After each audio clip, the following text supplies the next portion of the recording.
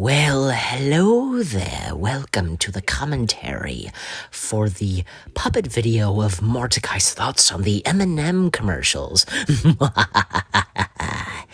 Let us begin the commentary, shall we?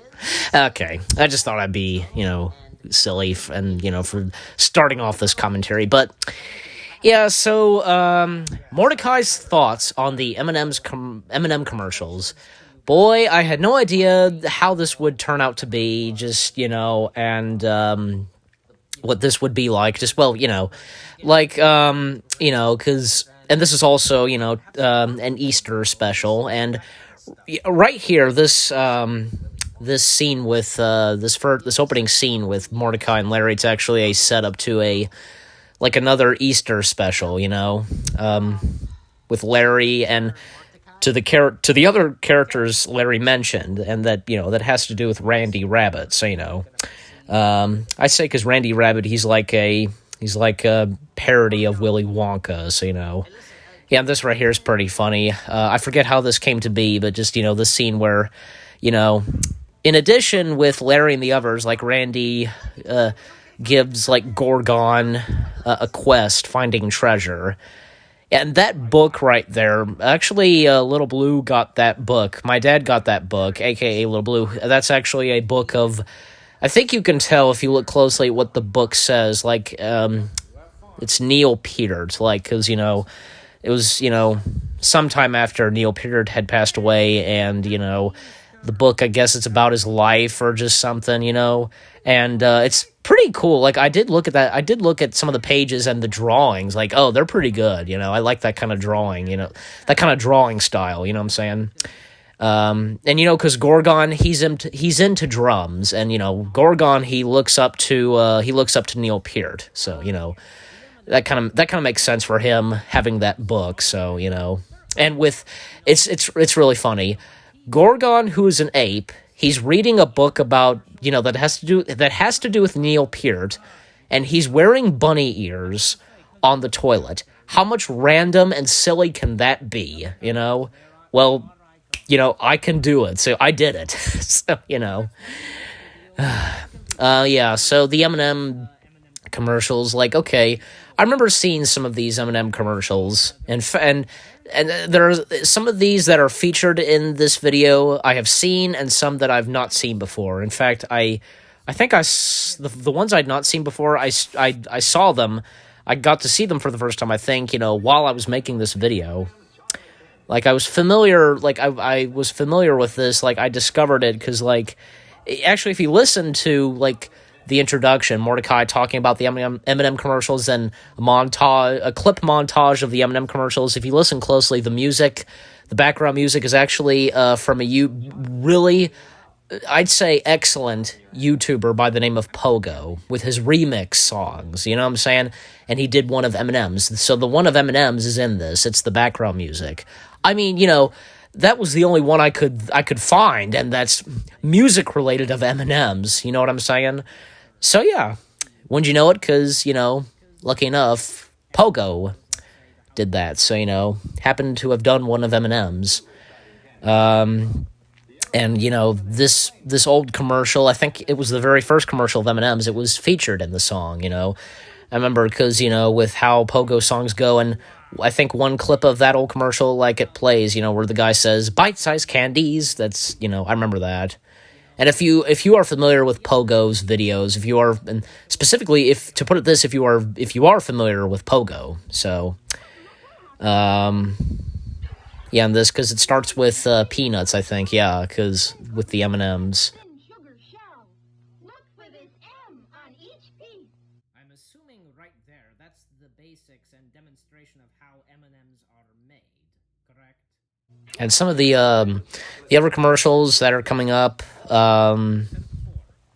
yeah, as I said, one clip is played, in of that old commercial in Pogo's music video of M&M'S, where he goes bite-sized candy. I couldn't spot that. I couldn't find it in the commercial, when I screen recorded it. So now, right there, because right there where that starts, where not in your hand. I I actually released a clip of that, before, I think 1 or 2 days before it came out, and for some reason it was age restricted. I have no clue as to why, and that is utmost ridiculous. You know what I'm saying? Now this right here, actually, because even I didn't know about this until, not even Mordecai. Me and Mordecai.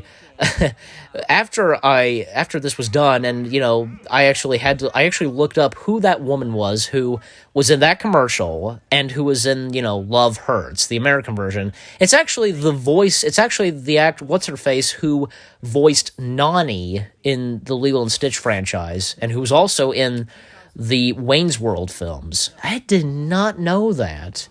She looked familiar, but I couldn't place it. Now, I had not seen this before, this one, until I was working on this video. And, featuring it, as well as the one that just played, the M&M'S in the bowl where they be seated at. And they were tricked, so. And coming up, because some of the other commercials, like Shrek and Pirates of the Caribbean. Yeah, I've seen those before, especially the one with Shrek, like the M&M'S promoting and advertising for Shrek 2. I'd not seen, the ones at the time of when Shrek the Third came out. So... Yeah, and also because, I'm trying to remember because... And you know what, I think Mordecai had a point, too, because of the one of the commercials that had to do with Shrek. It was Shrek the Third. The animation for that, for the one with Shrek the Third, it was not like how, say, Shrek 2 was. The one for Shrek 2 of M&M'S, it looked really good, like the animation for Shrek and Donkey. Now, this right here, actually, this sequence right here with, I think it was just Gorgon. I think, yeah. Just the shots with Gorgon right here where he's reading the letter. Besides Johnson, besides the clips, besides the shots with Johnson, the shots with Gorgon right here where he's reading the letter, they actually had to be reshot again. They literally had to be reshot the day before this had to come out because I was still working on this. And I had to reshoot these because I had accidentally deleted the first footage I had shot and where he reads the letters. So, And, Gorgon's equipment, like what he's got on, the thing is, originally his necktie, I wanted to go for, say, an Easter necktie, a necktie-themed Easter, but... we really didn't have the time to actually buy one, and Little Blue, he threw out some neckties that would be, I guess, Easter related or something, and we went with the one that you see in the video, that's in the final video, where it's like pinkish flowers, that, and the Easter. The bunny ears, I mean, those were easy to find. Like Little Blue, he found those at a store, and just easy like that, Yeah, and the Shrek commercial right here, the animation, not like how it was in the Shrek 2 commercial, I will admit that myself, and I know, and, because Mordecai does too. Because look at the animation right there. That is Shrek, that is like film quality right there, you know what I'm saying? But this one right here, a bit off, you know what I'm saying? But yeah, and I don't think I've seen this one right here. I don't think I had seen this one before when I worked on this video. Oh yeah, and the one with the other one that I had not seen before until once again I was working on this video, the one with Mr. Bean. That's kind of random, don't you think? The M&M'S, they're like at a bowling game, and wouldn't you know it, Mr. Bean is there. Yeah, that's just. But hey, I guess that's what makes the commercial good. And yeah, this commercial.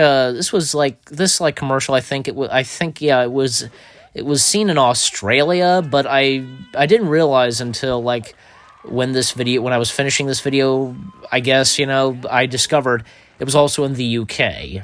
So I did not know about that. Mordecai only mentions of it being seen in Australia. So, But overall, because hey, it's M&M's with Mr. Bean. It's pretty good.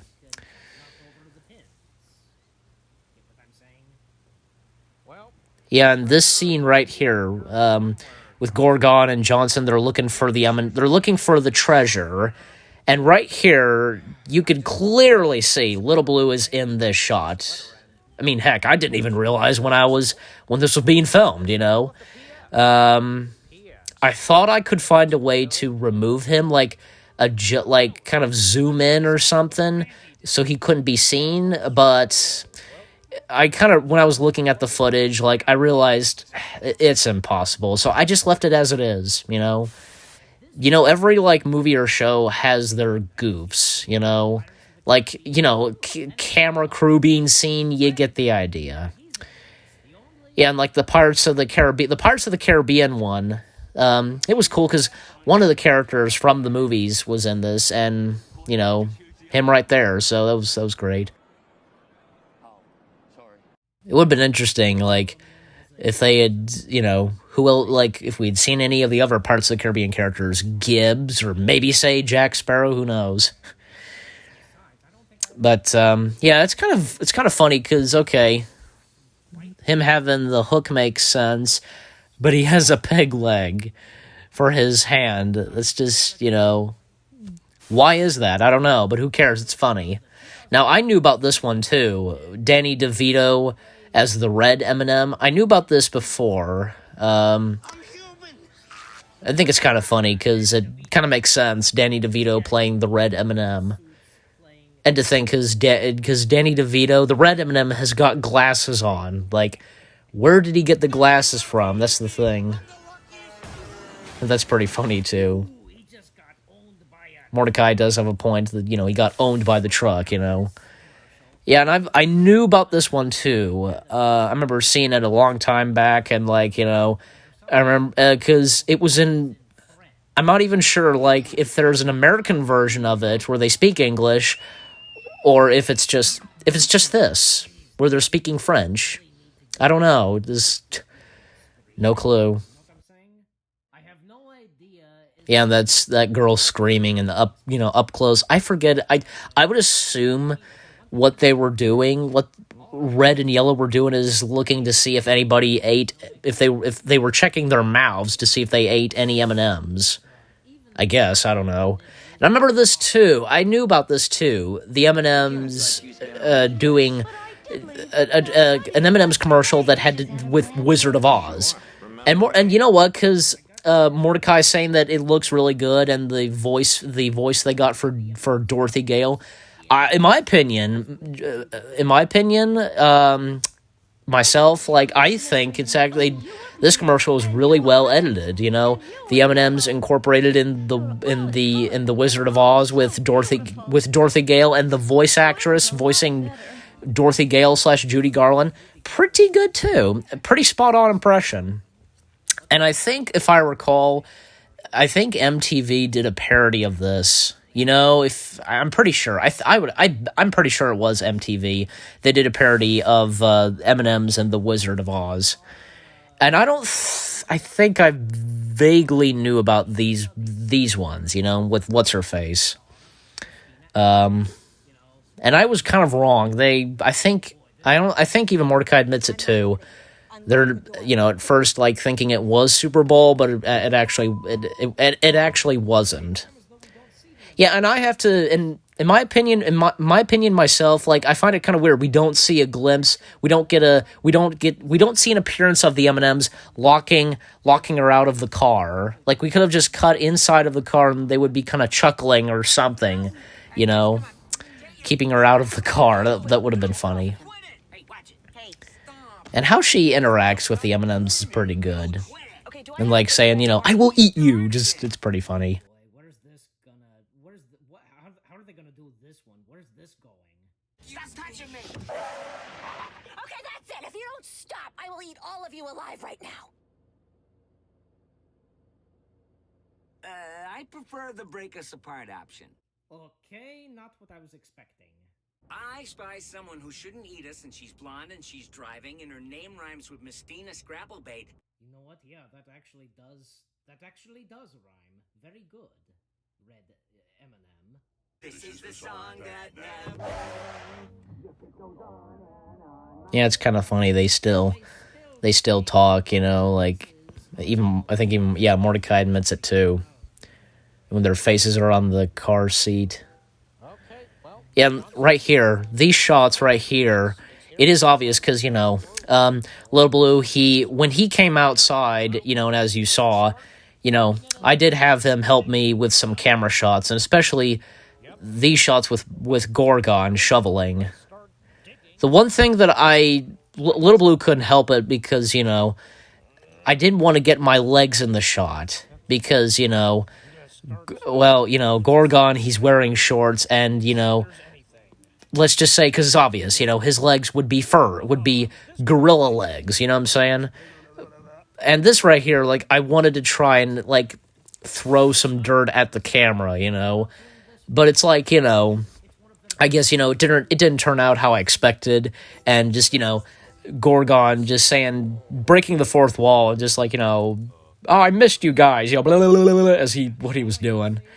Yeah, and of course, it wouldn't be the same without featuring that in, you know, with the one with Santa, because it's one of their best ones, pretty much, their most popular ones.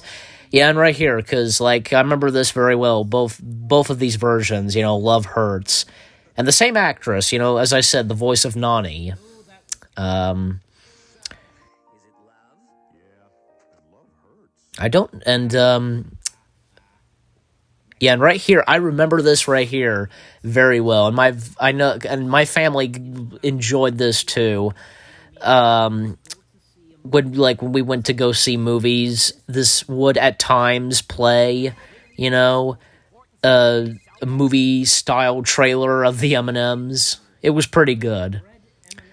Yeah, I remember saying to my parents, like, you know, if it was turned into a movie, it would have been stupid. But this just being like a commercial or just something, and that would be playing at the theaters, makes total sense, you know? And it's perfect as it is, so, you know. And yes, the commercial is right. You know, cell phones ruin movies. Yeah, pretty much. Keep your phone silent. Why is it still counting? Okay, let's look at one. Yeah, even like the Red M&M, he had a point too. You know, this is why we don't make movies, and it's true. There's no reason to. Yeah, and I knew a little of this one with the pretzel, you know, and I don't know what got me into with this. Mordecai just like couldn't believe what he was seeing, you know, just kind of losing it over a pretzel in an M&M commercial. I guess because, you know, I guess you could say because Mordecai, he was well unaware of pretzels being inside of M&M'S, you know what I'm saying?